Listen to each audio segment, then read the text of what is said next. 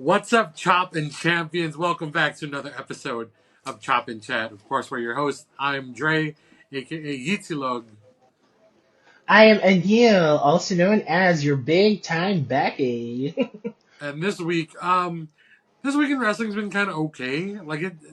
We can't have stellar weeks all the time, but I think the main topic about this episode is um, Raw versus SmackDown, right? I think the pacing of SmackDown is a lot better, and maybe it's because of that 2 hour versus 3 hour show. I don't know. What do you think? Yeah, but yeah, I think so.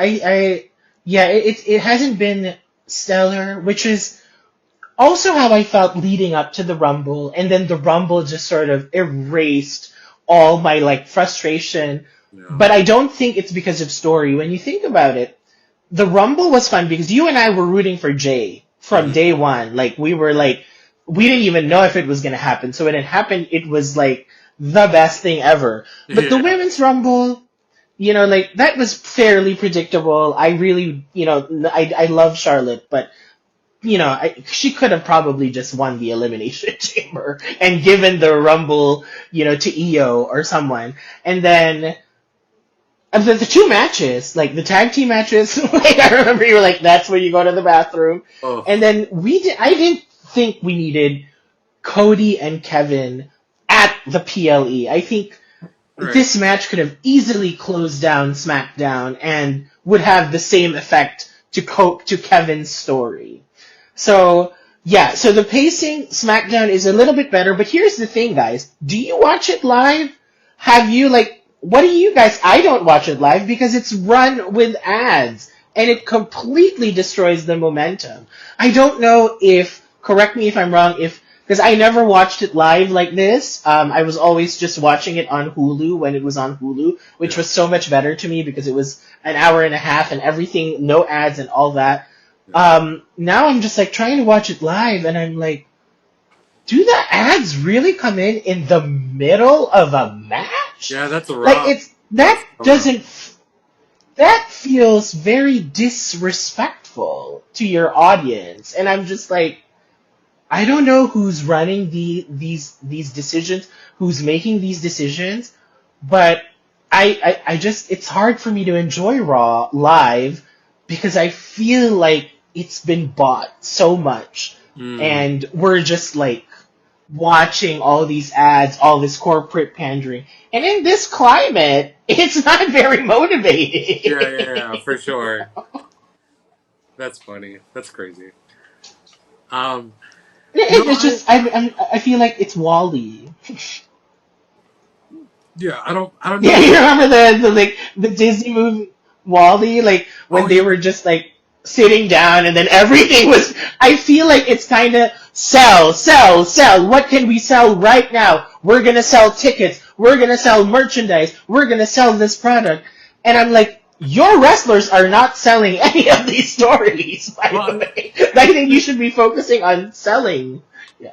here's the thing. I think, and look, we're not in the industry. We're not in that particular industry, right? So we might not know how No. it works in the business side of it or even the entertainment side of it. But from what I think Yeah.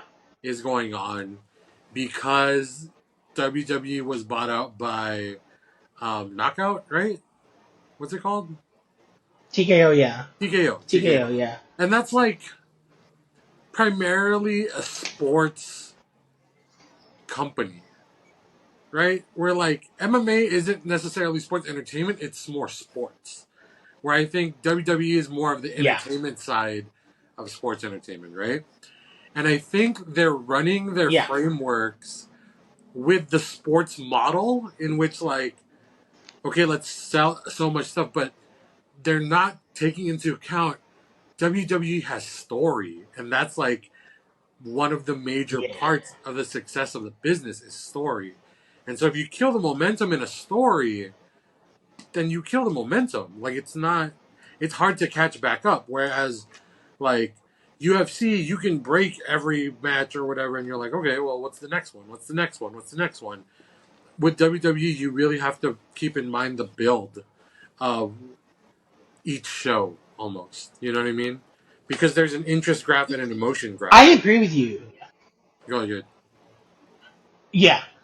No, no, I agree with you because UFC, you don't know who wins because it's not told. It's an actual like fight, and Yeah. then whoever wins wins. So in WWE, the thing is, it's like you're cutting this for an ad in the middle of a match that we all know who's going to win. Because if there's any weakness that I will identify with this new regime, is the predictability.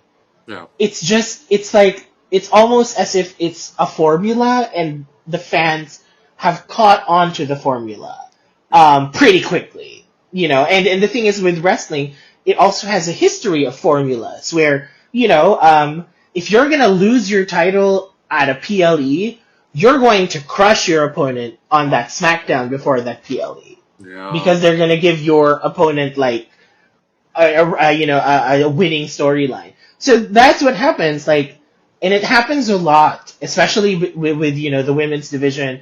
So I'm just like, that's where I'm at. This week has been lackluster, and the thing is, it's okay if it's any ordinary week, but we're on the road to WrestleMania here. Yeah. Like, this is supposed to be the most exciting time, and the card still looks pretty empty. I don't know if they're just doing 5 matches per day. Like, you only have 10 matches that you're planning, and your card is pretty empty. You just have 2 matches right now.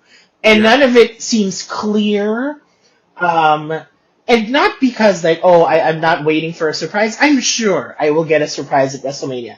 I'm sure I will enjoy WrestleMania. Let's put it at that. Let's hope, I will enjoy it. But the time leading up to it, I'm not getting excited. So I don't know what's going on. And again, this podcast, we rarely do this. We rarely have a negative or dissatisfied tone with the product. But just even before the Rumble, it was just for me pretty. I think that's it. It's pretty lackluster, pretty predictable, and like who Triple H's friends are. Yeah. Like you see it. You see who he pushes. You see who It's he likes.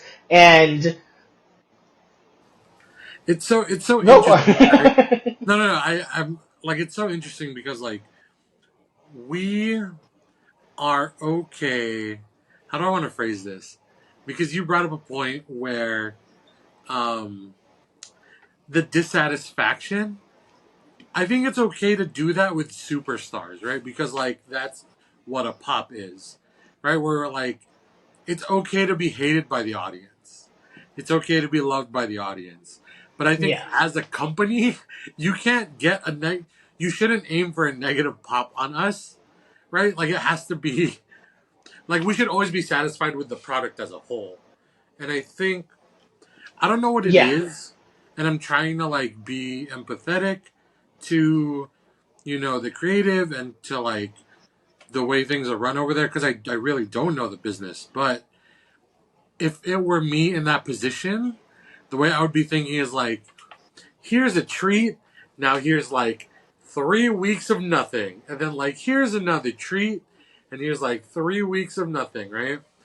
Um, I don't know. I'm not as dissatisfied as you because I'm still trying to find these moments of like, that's interesting or like that's hopeful. But it's getting harder and harder each show. I will say. And top superstar wise, I'm excited. Like Jay Uso versus Gunther, I'm looking forward to that. And I'm either way. I'm like, if they give Jay the win, it will be fun. If they don't, they better have a good story the next Yeah. week. Because if this is like just another, that's where I'm at. I think the inconsistency is starting to show. It was so different from 2023 or even 2022, where every week the storyline seemed to be advancing and every single division seemed to have a story to tell. Now I barely see the Raw tag team titles. No. You know what? Maybe we can go by division. Like Raw tag teams. What is going on? Where you have a very talented, very unique, set of champions, Viking but Raiders. there are no challengers. right? There are no challengers. There are no worthy stories to be told. And then they wonder why nobody likes the tag team titles. It's Right. like it, we liked it when the Usos were like. We liked it when Sammy and Oh yeah. Kevin had it. We liked it when Cody was a tag champ. I Like um, I don't know, man. Like, I love the Viking Raiders a lot just because they're like two big ass dudes who can do work. It's just no one's writing for them like that. Where it's okay, Judgment Day, that's okay. Um, actually, it's not okay. It's actually very bad. Um, I think it's very bad. it sucks. Rock tag team titles right now. There's no stories. I will say though, the SmackDown, because okay, I just finished watching SmackDown. The SmackDown tag division, yo, I wanted Pretty Deadly to take it. I'm not gonna lie. Like Yeah, that's talent if you can get me to like Pretty Deadly, and I'm like, yo, give these guys a shot. they're entertaining. Yeah, At the end of the day, it's like I'm sorry, but they're far more entertaining than how um, DIY is booked. I am not sold. yeah, You why? know, Yeah, like I am not sold. and And I like, think Pretty Deadly versus the Street Profits seemed like a good feud. yeah, because they're characters. We need characters in all this, right? Like, machine guns are great in ring, but like, they're fucking vanilla mayonnaise, man. And then like DIY is the same thing. It's just like give me something other than hey, I'm an evil guy. You know what I mean? Like good and You evil should know, yes, like give me some dimension. right. Good and evil should already be assumed. Give me Okay, like a who would you book? How would you book? who? Which ones? How would you book the Raw Tag Team division? The Raw Tag Team division. I would put them. I would make the because the War Raiders. I love them as faces. Heels would be too easy. I think the challenge would be to make them like really good faces. I think we get every other team on Raw to be heels to try and they need a feud. I would book them against the New Day Yeah. and like have the War Raiders be legitimized by the New Day Oh, as that's super faces. You know what? I even forgot the New Day. Yeah, I know that they have so much heat, but because they're I not don't doing. know, like guys, they have so much heat. Can we stop putting them to cut a promo in the middle of a live audience where they can't really advance their story because the boos are too much? I know it's fun for them, but when you watch it, it doesn't stick anymore because you're like, what did they do? What did they say? It was just drowned out by boos. You're absolutely right. I I like that idea. I would love to focus the Raw Tag division on the Raiders, New Day, and A Town Down Under.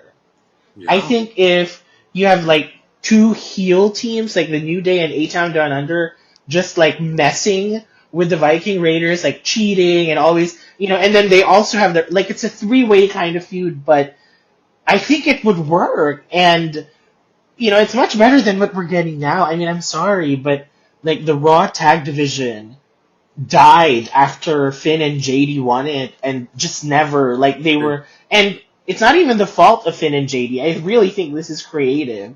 So it's really like, guys, what is going on? You had so like I'm just so sad like so seeing like how good it was a few years ago and then, you know.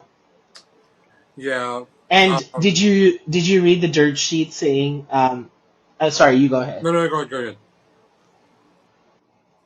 Oh no, I was gonna completely change topic. So if you had like something. Oh, I was gonna change topics. Also, go ahead. What did the dirt sheet say? No, I was gonna say, like, did you read the dirt sheets that the women like had a meeting or whatever because they're frustrated with the creative direction of the women's division? Hmm. And I'm like, it's the dirt sheet, so you can't really trust it. But yeah, like I've been like as a women's wrestling fan, they threw the Rhea Liv feud. I was thinking we'd see something on the level of Cody and Roman, just because Rhea and Liv have this history. But Yeah. I think I said this before. Instead, it was just all about Dominic, and you clearly, I'm sorry, but you clearly see that there are men just running the show because, like, women don't fight about those things anymore. Like, it's not, or you can include it in the storyline, but to make it all about Dominic, like, yo, Triple H, you better get into the now. I mean, I don't know. Sorry, I mean, I'm pretty happy, but I don't know. Maybe don't go to your mother-in-law's hearing, or like, and maybe do your job. Like, I'm just like, what was that? Like, that whole feud was gone. But SmackDown, I think, did very well by establishing Nia as their center point, and having Tiffany there. That was good. But Raw, I was like, Rhea has held that title for a year and has Yeah. not done anything significant with it. And the thing is, we all love Rhea, and I dread the time that they're booking her like Cena. And Yeah. where are you just waiting for her to be rejected by the fan base at this point? Because she seems to be just squashing everyone, and you're not building anybody credible enough. I mean, she squashed Naya. You built Naya and squashed her? Yeah. Like, I would love to see an Io Rhea feud. I like the dynamic of like Rhea being such a monster versus like Io, who is great and can probably take her down. I want to see that feud because also Io comes with help. You know what I mean? But it's also like two faces, which is weird. Welcome back, Toppin Champions. This is kind of a part two or edition. We had some technical difficulties, but if you, for some reason, didn't watch the first half and jumped in now, I'm still Dre, aka Yitzilog. and I'm still a deal. You're big time Becky. Yeah, and so we were talking about a bunch of the grievances we were having for the shows, right? Um, Yes. do you have anything to add, or should we like focus on kind of, we pride ourselves in being a more positive, Yeah. like listening experience and like review experience, but just to get it out of the way, do you have anything else to add to the Actually, massive, the like WWE has been really ad heavy recently, you know? yeah, yeah, yeah, Yeah, yeah. yeah. No, I was thinking of bringing it up before we end because it's supposed to be more like a thinking point rather than just like a dissatisfaction point. So that's why Mm-hmm. I'm like, I think we've aired out the grievances, and yes, ad heavy, lackluster shows, and then just a few good moments from PLEs, and questionable like bookings, like titles. There's so many titles, um, but you only have 4 or 5 slots per PLE, so it's like, Sure. okay. And it's do you think they're giving us just do you think they're trying to manage our attention where it's like here's just enough and then here's like a bunch of other kind of fluffy like throwaway stuff like filler? Is Yeah. that Oh, yeah, definitely agree. I think, and I don't mean to sound doom and gloom here, but yeah, that's, right. welcome to capitalism. I think it's the first time, I think for the longest time, we've been WWE fans under one family, Yeah. and the company was under one family. So as long as they were happy, whatever, like it was fine. But now they're more tricky. They're huge capitalist corporation. They need to feed more pockets at our expense. So anyway, that's I think what's the biggest change. So I feel also for Triple H, and his position because I know he's trying to make it better in the back, but I don't see how those two, honestly, um, with just the track record of corporations in general, I don't see how those two get to reconcile if you have a seasoned wrestler legend like Triple H that runs the back and knows what the guys in the back want and what the girls in the back need. But you're running under a corporate blanket, so those are the high ticket prices for you. Yeah, yeah. Um, I was listening to some other stuff online, and it was saying even Triple H has a hard time booking baby faces. Oh yeah, yeah, that's true. Um, That we can clearly see. yeah, and it's like I love the guy. I like what he's doing with the company, but it really is like, man, he doesn't know what to do with Priest right now, and it's crazy. Right? And you look at NXT, and Shawn Michaels seems to be doing a much better job booking NXT because Oba is a face, and every freaking week I'm excited to see Oba. I'm like, what's gonna happen next? Also, TNA is led by Joe Hendry, the biggest face, and he still comes out to something substantial every week. Like Elias, formerly Elias, is now Elijah, and Joe Hendry just had a concert. You're like, Yeah, that's so cool. well, so I do see that. I think when it comes to the faces, and not just faces in general, I think face champions, as what we said in our last episode, they're Yeah. really just nothing about them that's good. Like, No, and I um, agree. You can't put them in a story.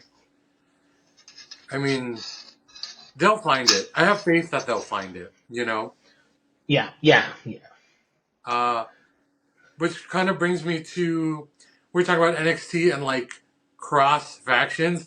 One of my favorite moments within the past couple of weeks was like, yo, the call out to the Hardy Boys, and the I Hardy know, and it's Boys this week. Yeah. and the Hardy Boys responded, which is crazy. Yeah. Yes, yes. I think so. Dre and I spoke like offline, and we were like, maybe we should just talk about things that excite us. So Yeah, this is what we're doing, and like honestly, I think the most promising direction of WWE now is NXT TNA. I think it's just because we saw glimpses of it last year, but now they're just like, bam, in your yeah, face, like. Right? It's like every week there's a crossover, and it's I great. I'm just so excited, and I hope because I don't see why not. Well, maybe it's a business thing. Well, most likely it will be a business thing. But I do hope to see main roster stars at some point if they can come to NXT. Like because like Natalia every now and then comes to NXT. I'd love. Okay, this is being a WWE diva, aka female wrestling stan.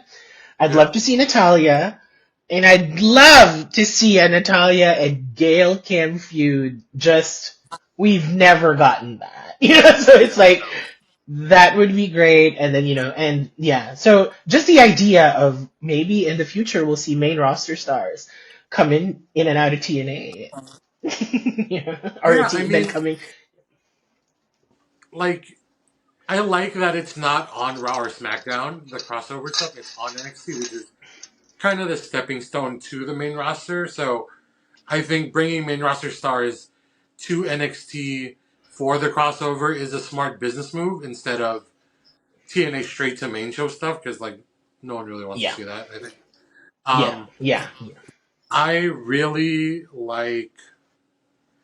Here's the thing, right? TNA and AEW they know how to put on the matches.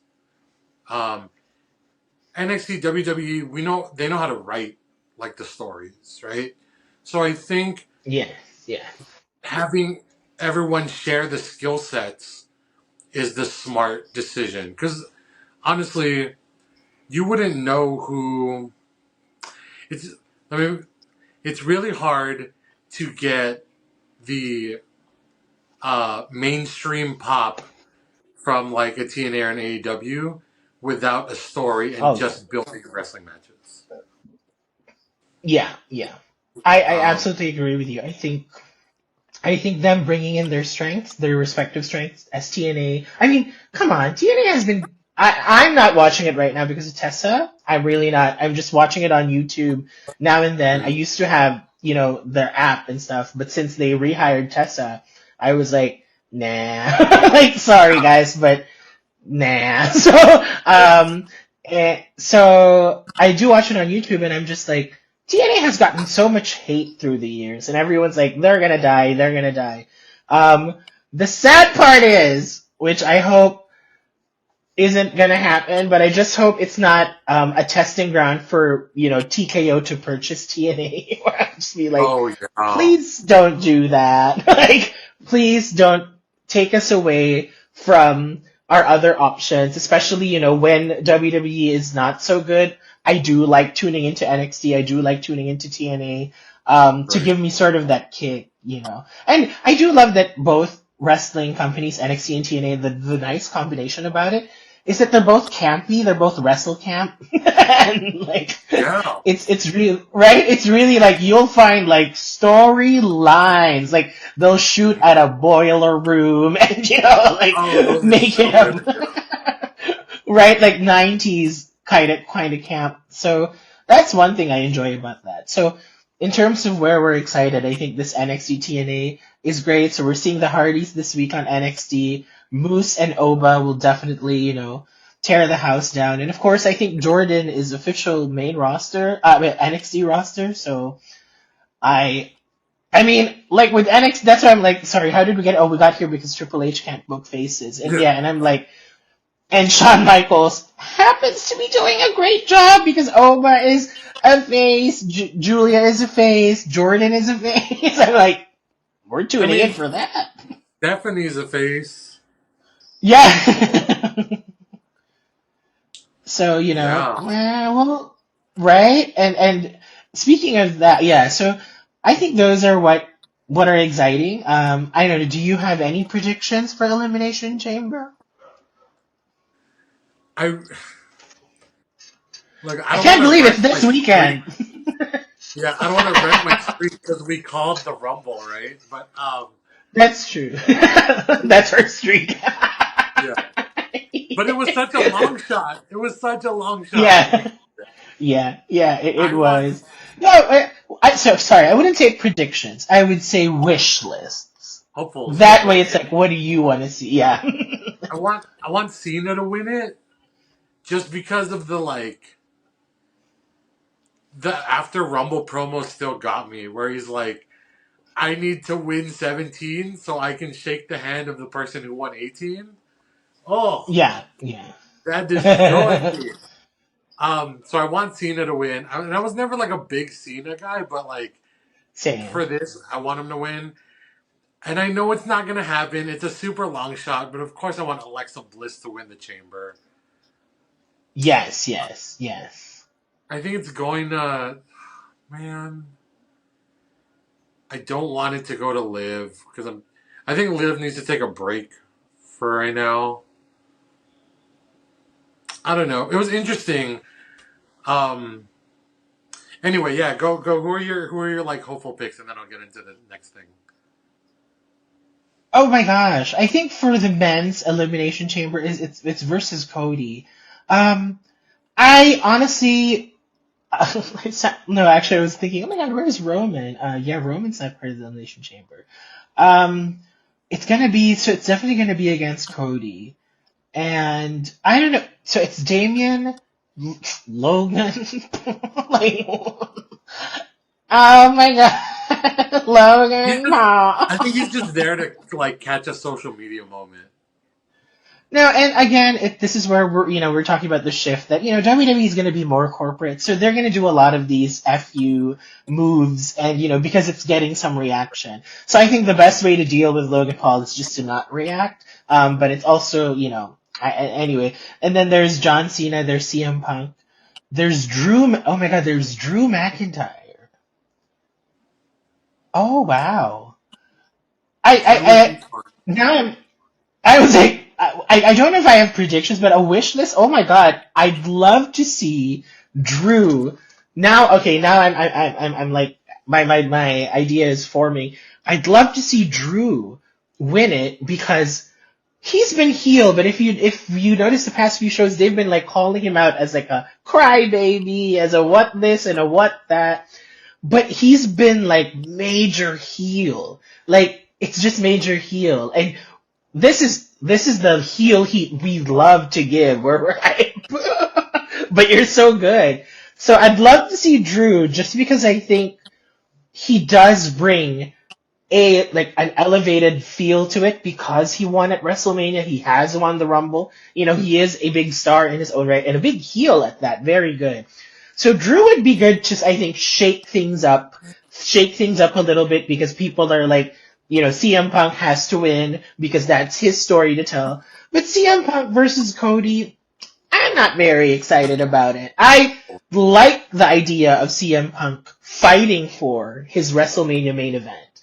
And if you're just going to ask me personally, I'd rather them build him this year enough for him to be worthy of winning the Rumble. I don't think it's going to happen. But, because of his age, it's not an ageist thing, but if you were a business, you'd rather invest in the younger ones. Yeah. And the thing is, Cena versus Cody is an investment because you do pass on sort of that, it's a more than just symbolic. You're literally saying Cody Rhodes is the new John Cena, which I think he is because he's getting through his boring spell, which John Cena did too a few years back. But I think Drew would be my wish list. I'd love to see Drew win it and win WrestleMania, get his moment again where he's like, finally I've won in and then just get all the heel heat going without the Rock. I'm sorry. Anyway, before we go to that, women's. Yeah. I also was thinking, oh my god, I'd love Alexa. Let me build on what you said real quick. If Drew won, now that you're saying that, I really kind of wish Drew would win because he would talk so much shit to CM Punk. Yes. He gets the main event. I did it. Yeah. Okay. And then it's sort of there's so much more to it, and then because I'm sorry, fine. Before I go to the women, let's talk about it so that we don't talk about them again. What was that Rock promo? I mean, and it wasn't just me. I think I thought at first I was like, is it just me? Because the Cody CM Punk Raw promo, I think I was pretty much not. It wasn't as. People weren't as disappointed as I was. Of course, there was chatter online. There's always going to be negative chatter online. But this one, I was just like, what? You went in there, stole the time of worthy superstars to tell us to tell us how to feel, to call people, to shame STDs. What are you talking? What are you doing? This is what man, because The Rock, I think The Rock is still trying to cut promo like the 90s. Right? Yeah. It's not the Attitude Era anymore. You can't cut promo like that. Syphilis? Yeah. We're talking about syphilis? People with syphilis can't boo you? Why? Yeah, but even the oh, I want your soul, that's such an Attitude Era fucking promo that it doesn't make sense anymore. People are so smart now. You know what I mean? This isn't a Disney movie, dog. All due respect, I'm a fan of yours, Rock, but you can't cut promo like that right now. I think I'm okay, no, I don't like you anymore. Right after that, I was just like, okay, Papa Legba, do you want my soul too? Yeah. And it was and apparently he wrote that, so I'm like, see, this is what money does. The Rock, I think, just officially outed himself as out of touch. I think that's what money does to you. Because he ate himself out. Alright, I was like, oh my god, and then you of course you have to say thank you for giving you money for Moana too. But I guess that's the heel side of him, but just the perspective of the promo, I was like, yo, Dwayne, you are so rich. You're literally out of touch.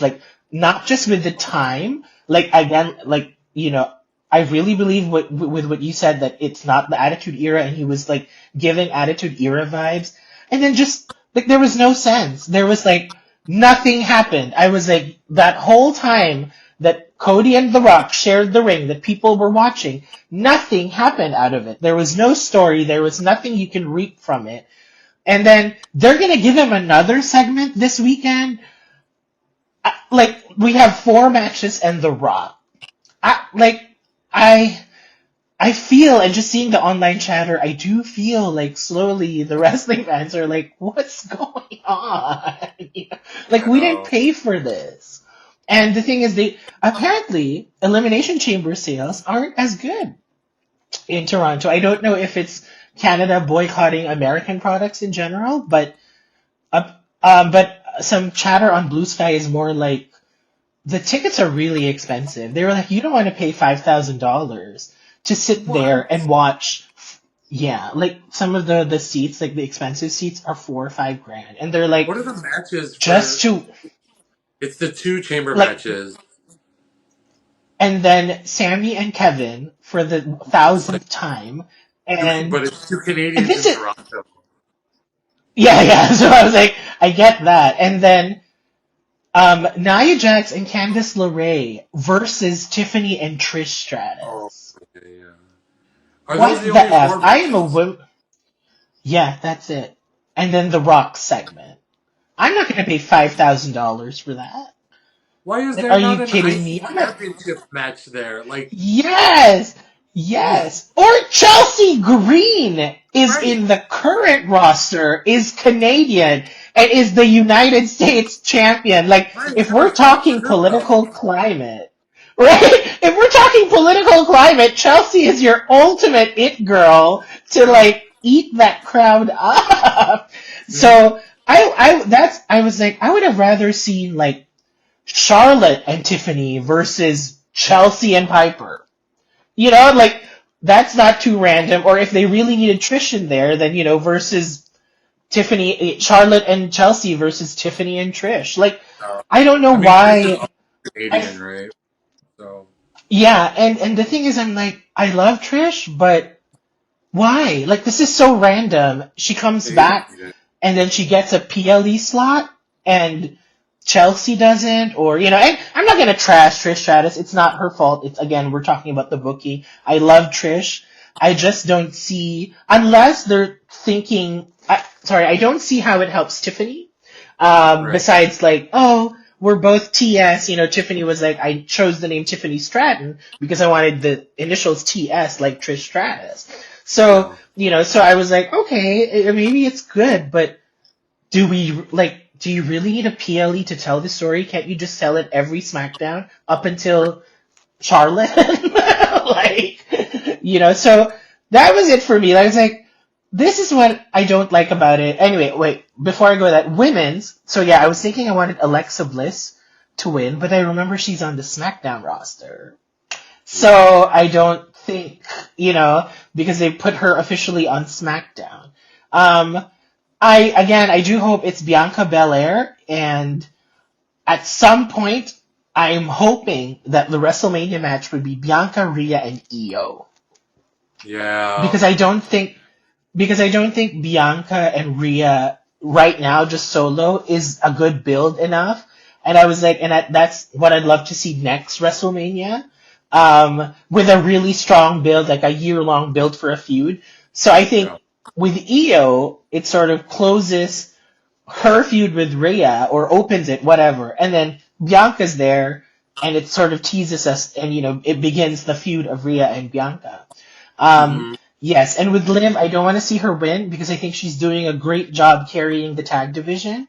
They really need good heels. So she and Raquel, I think, are pretty good at. I mean, come on, they're so annoying when they come out. I'm like, ah, Yeah. beat Yeah. them, Bianca, beat them. Yeah. And I hope Jade comes back. I have this image of Jade like just coming back at Elimination Chamber and just like doing something, like confronting Liv or confronting Raquel, throwing them somewhere, showing some power moves and helping Bianca win. That's like sort of what That's I think. okay. Uh, Let's. Do you think they're gonna keep booking it as Liv and Raquel did it to Jade? yeah, I think so. And then ultimately be like it was Bianca at some point. I think. Yeah. I think it was like one of the. I think it was either Bianca or Naomi. because they. Yeah, yeah, yeah, I was watching another pod, and Liv was the guest, and they were like, "Hey, did you really do it?" And Liv made a really cool point of like everything she's done, she's like screamed and showed off about. yeah, You know what I mean? Like her character has always been like, I'm gonna do something and I'm gonna talk about it forever, right? Like, oh, I stole your boyfriend, or yeah. I stole your championship, right? And she didn't really like own up to doing the thing to Jade. So I really don't think they would book it like that. I think they would book it where like it was a double cross. Yes, yeah. And but I think like because it's so believable that it's Yeah. live, that it's what's gonna like create that tension, and then and I think Jade would be like, I can't believe you did that to me, because she probably didn't see who did it to her. And then eventually it's the turn, it's a SummerSlam match, whether it's Jade versus Naomi.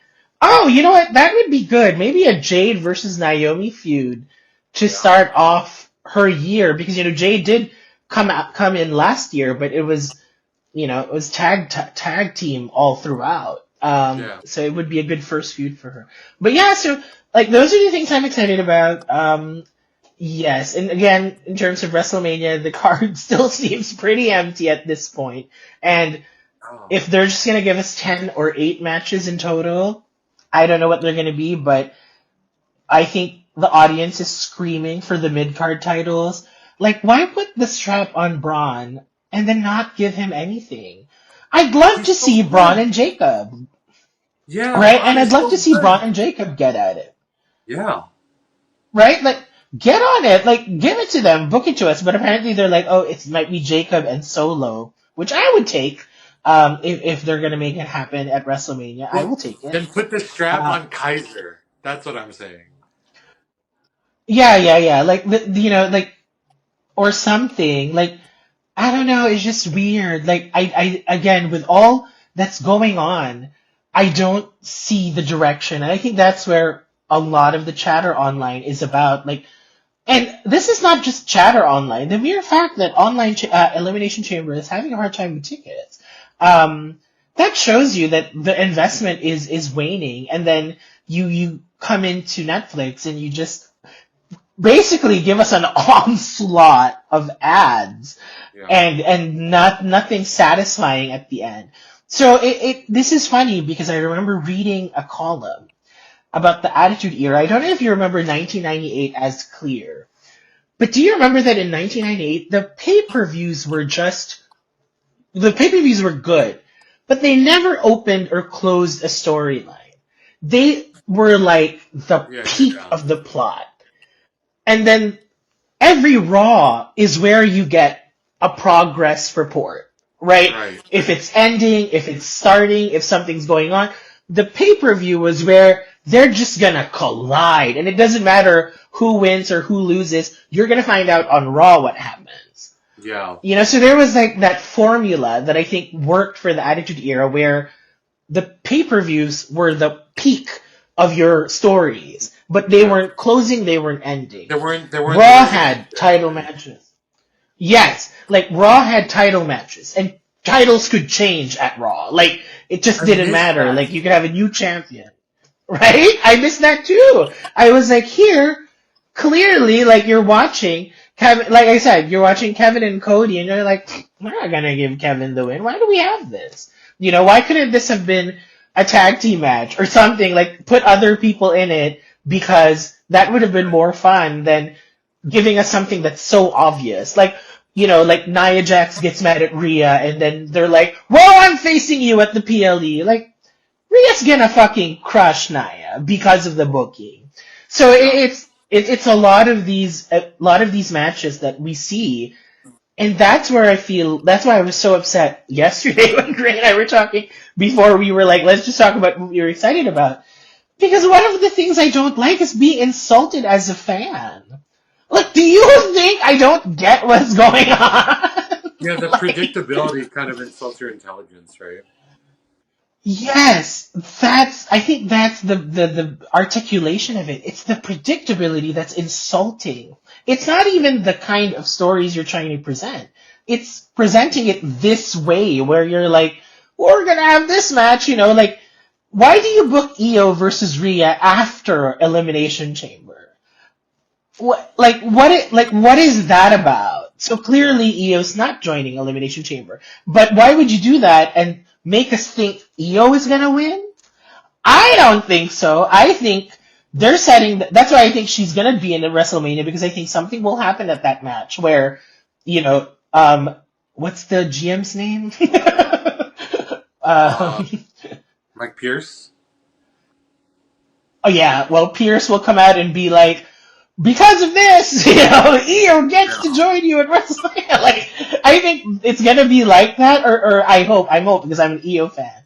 But to like those decisions to completely scrap Io off of WrestleMania, it's just bizarre to me because she pulls on one of the greatest spots every PLE. You get your viral moments from this very gifted superstar, and Yeah. you're not gonna give it to us. Like, and then where's Shinsuke? I'm sorry, but this booking of Shinsuke, he wins from LA Knight and still Yeah. comes after LA Knight. Yeah. Like he beat LA Knight. Yeah. I don't So know. and That's a weird spot. yeah, it's been very like weird, and everyone's like, we're a few weeks away from WrestleMania.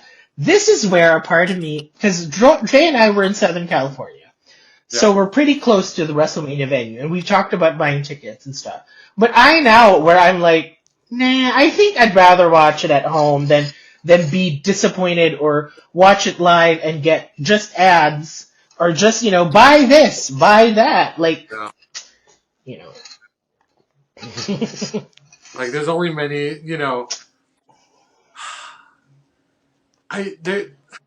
The stories are good. It's just I think the frameworks are a bit weird. I don't know. I think that kind of sums it up right now. Let's see what happens on Raw tonight. Yeah, Um, because like I don't know. This is where I bring up the article that I read from WrestleNomics this morning, which really sunk my heart. And I'm not here talking politics or whatever because I don't really believe in like you fighting because you politically disagree. That's not who I am as a person.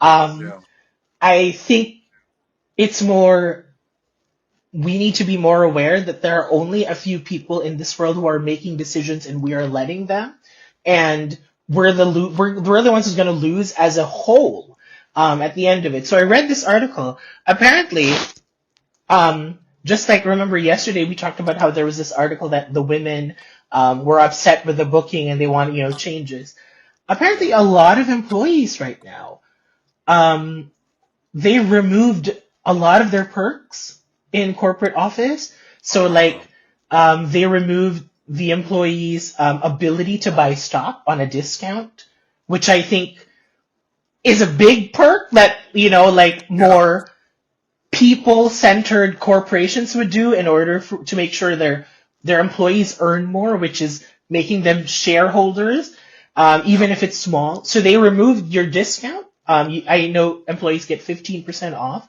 so they took that away. They removed complimentary tickets for employees as well. And then I know that they only raised, so they reported I think $1.5 billion in profit and only raised employee salary by 3%. that's And shitty. then Ari Emanuel and The Rock and all these people are taking in millions of dollars from bonuses. That's when I realized, oh, is this still the product that I used to love? Because I have to give it to the old regime. I never felt like I was being, that I was insulted in terms of my consumer capacity to purchase. Like, Yeah, I don't ever felt like my money, they're charging me this much. An unjustified, sorry, if there's anybody here who's going to justify those ticket prices, $3,000, $4,000, $5,000, at least give me a show. And now it's like right. I feel like, oh, so you just want me to make Ari Emanuel richer? Yeah, it's the thing where if one of them Look, I think the fans, especially if you believe in a product you really love, they'll pay the money for it. Like if you raise the prices, Yeah. but give us immaculate PLEs every time, people will spend the money. The problem is you're Yes. reining in your product as well as raising prices. You know, so Yes. the demand is getting higher, but like